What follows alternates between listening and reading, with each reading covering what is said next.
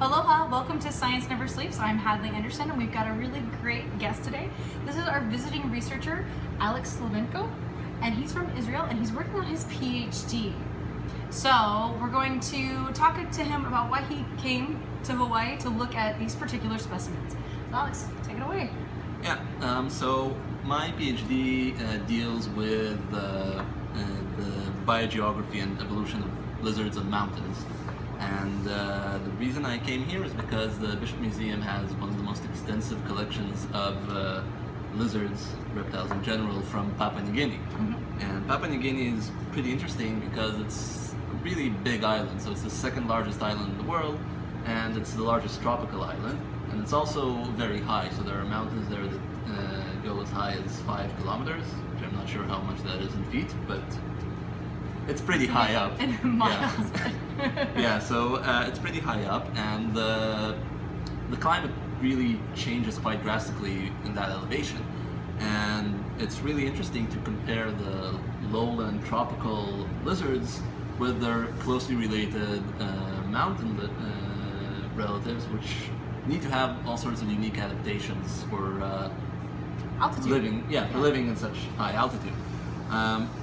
So what I'm doing here, I'm working on the skinks. So skinks is one family of lizards, and it's the largest family of lizards in general in Papua New Guinea. So the island of New Guinea alone, not including all its different surrounding islets, has over 120 different species of skinks.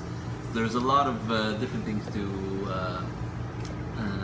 look at and compare. Right. So I'm doing basically two things. I'm taking all the skinks out of their jars, so they come in jars like this, a jar for each species. It has all the specimens for that species inside, and I take one of the specimens out, like this one.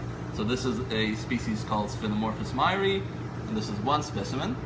And I will take this specimen and I will take general measurements of its morphology. Okay. So it's fairly simple. I've got these calipers here, which I use to measure different parts of the skink's body. So the basic measurement is what's called a snout vent length.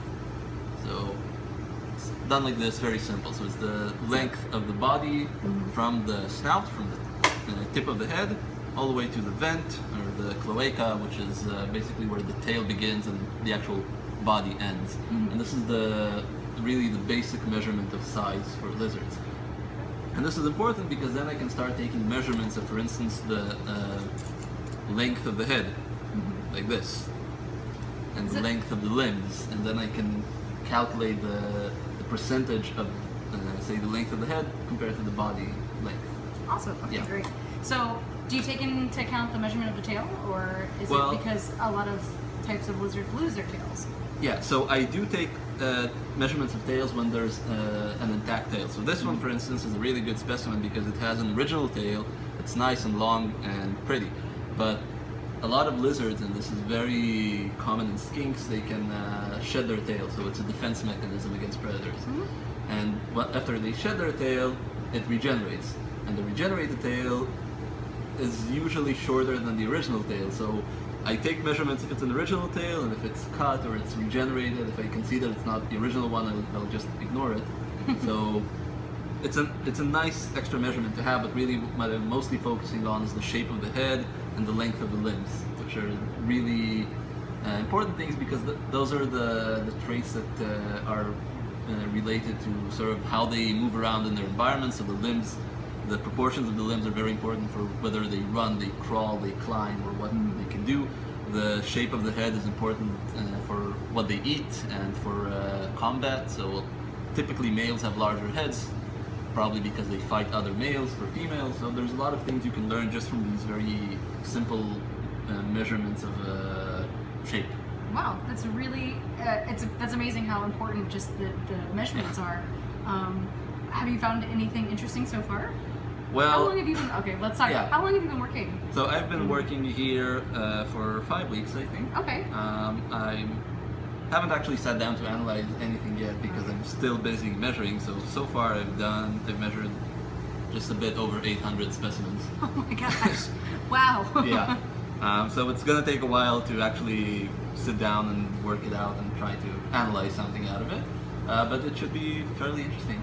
Well, it'll be really exciting to see what you find out. Yeah. Awesome. Is there anything else you'd like to share? Yeah, well, the other thing I'm doing with these lizards is that I'm also dissecting them, which I'm not going to demonstrate right now, but some people might find it a bit gross. Yeah.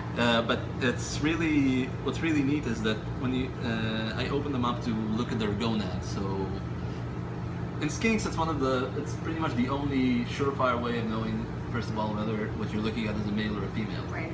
So there aren't a lot of external signs that you can look at to really sex the animal. But also, when I look at the gonads, I can take samples of them, create histological slides, which I can actually demonstrate what they look like. Oh, cool. Are those all of your samples? Yeah. So histological slides end up looking like this.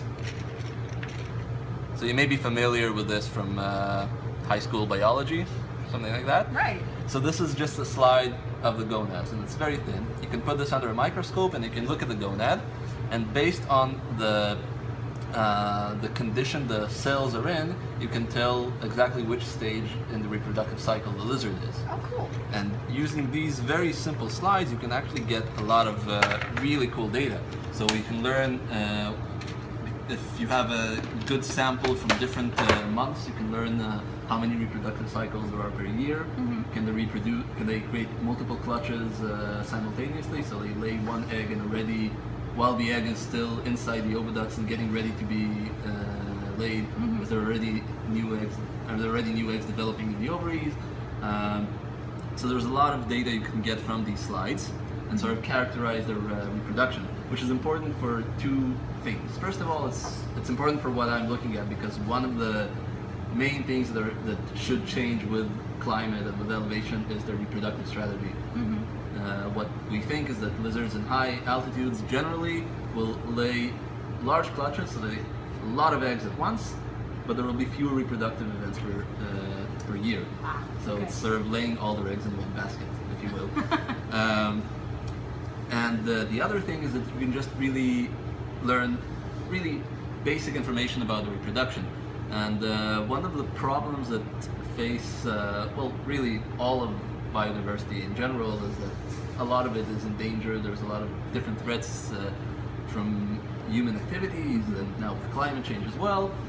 And the only really good way we can create plans for conservation and to protect all this stuff is if we know about it. Right. And we really don't know a lot about reptiles. It's a large group of animals. With a lot of variety. A lot of variety, and still we know very little about them, and it's really a problem for conservation of reptiles. So the more of this really basic information we can get about their biology, where they live, what they eat, how they reproduce, when they reproduce, it's all very important to really generate viable and effective conservation strategies. Yeah.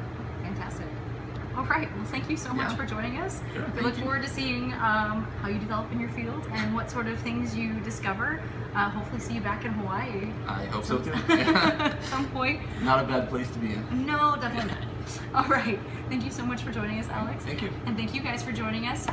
Join us next week with our Science Never Sleeps, and keep an eye on all of our Facebook Live.